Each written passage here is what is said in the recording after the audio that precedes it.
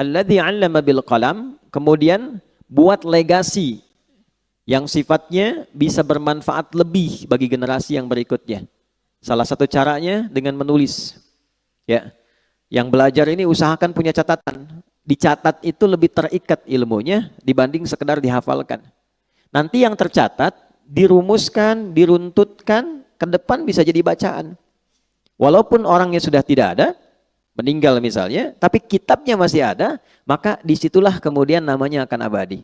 Keabadian itu yang memuliakan Allah. Imam Syafi'i nggak pernah kita lihat, ya kan?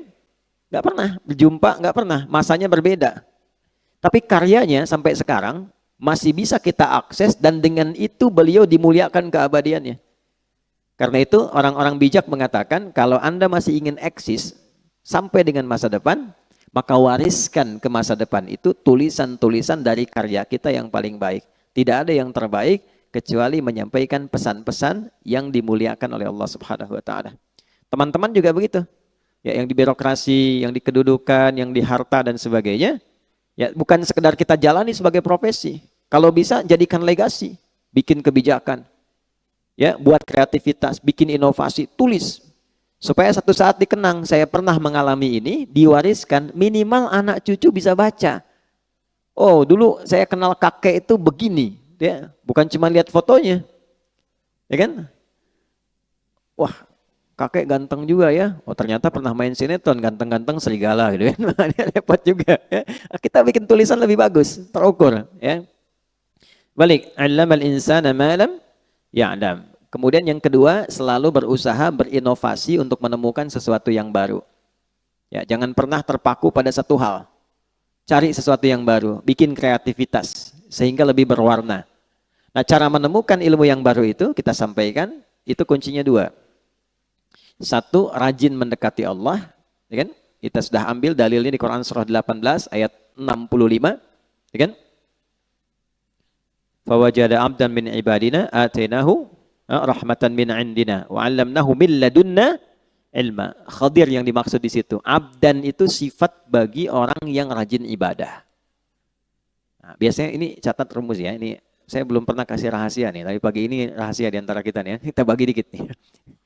Jadi di Quran itu nabi saja itu panggilannya itu dibagi 3 oleh Allah. Oke? Bagi berapa?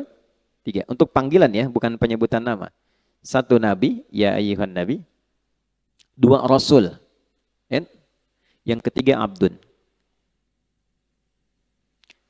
Kalau misinya adalah pesan untuk menyampaikan informasi di lingkup pribadi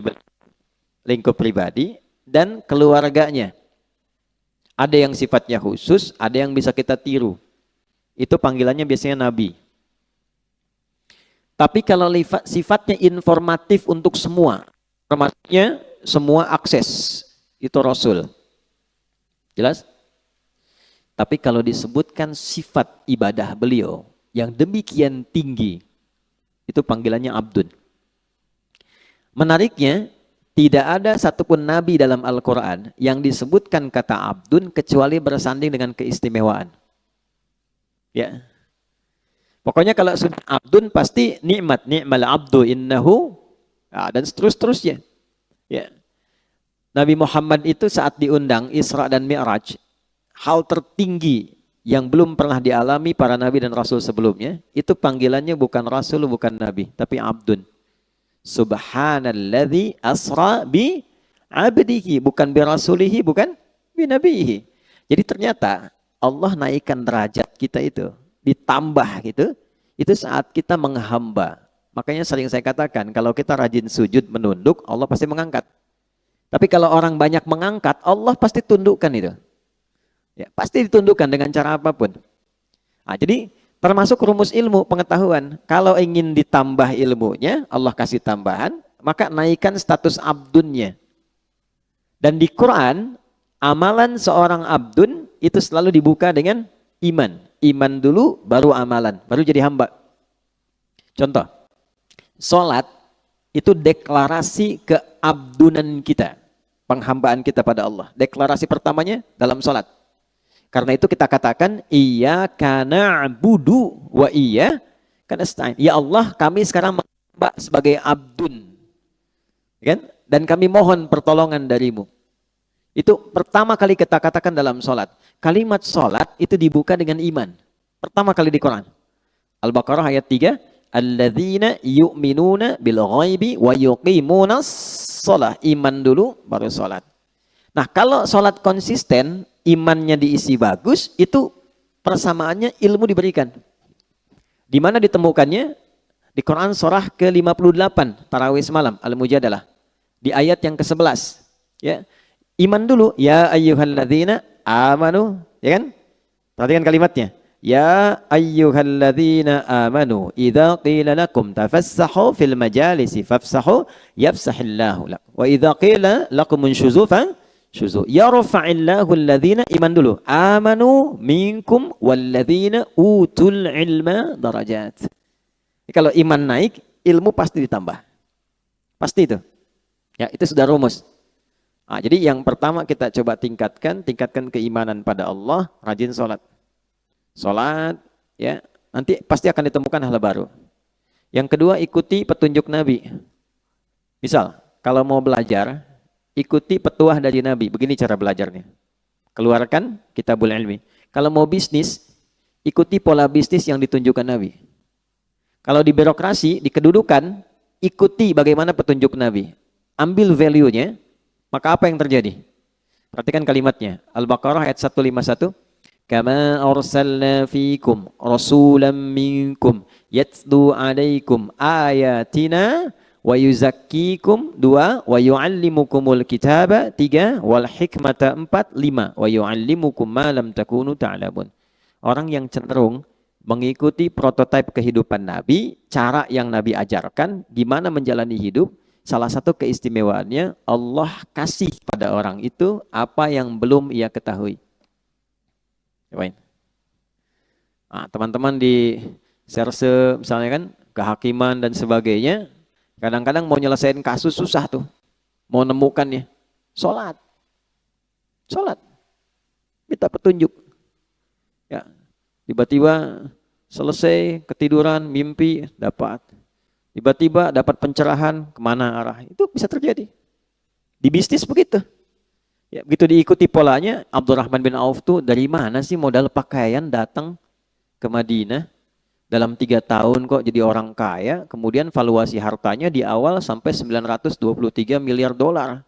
Dihitung sekarang itu. 14.700 triliun. Nabi wafat, kita coba riset, itu kurang lebih valuasinya 72.000 triliun. Ya. Dan termasuk 1 di antara 10 orang masuk surga. Dan selalu punya kreativitas yang baru, yang nggak dikerjakan orang. Orang pilih yang ini, beliau menemukan yang baru. Orang sudah mau deketin yang baru ini, beliau sudah pergi ke kreativitas yang lain. Jadi hebatnya, itu yang dikerjakan orang, itu beliau sudah 2-3 kali 10 step berada di depan. Ya, jadi bikin kreativitas baru, punya inovasi, orang belum ada. Begitu orang ngikutin, ini sudah mengerjakan yang baru lagi. Jadi pantas jadi yang paling unggul di bidangnya.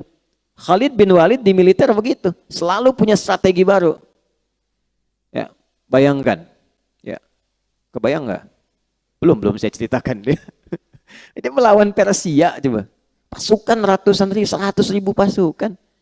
Beliau cuma bawa 10.000. Itu menemukan strategi baru. Jadi ada seorang di barat itu sampai kemudian meriset bagaimana seorang Khalid itu bisa menjadi jenderal paling unggul di lapangan. Itu dilihat gitu. Dan itu terjadi utamanya setelah masuk Islam. Sebelum masuk Islam hebat dalam strategi perang Uhud. Setelah masuk Islam lebih hebat lagi. Nah itu jadi bab. Kalau dipelajari bisa sukses di bidangnya. Nah itulah Allamal insana ma lam ya'lam. Nah, yang kemarin kita telah berhenti di ayat 6 sampai 8-nya. Kalau sudah sukses jadi apapun. Nih, jadi ilmuwan, jadi ulama, kan? Pebisnis kaya, yang kedudukan jadi jabatan, jadi jenderal, macam-macam birokrasi, udah jabatan tinggi. Kalla, jangan pernah terjadi.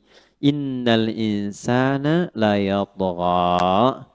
Jangan pernah terjadi munculnya potensi-potensi menyimpang bersikap berlebihan. Ar-ra'ahu istaghna, karena sudah merasa lebih dari sebelumnya.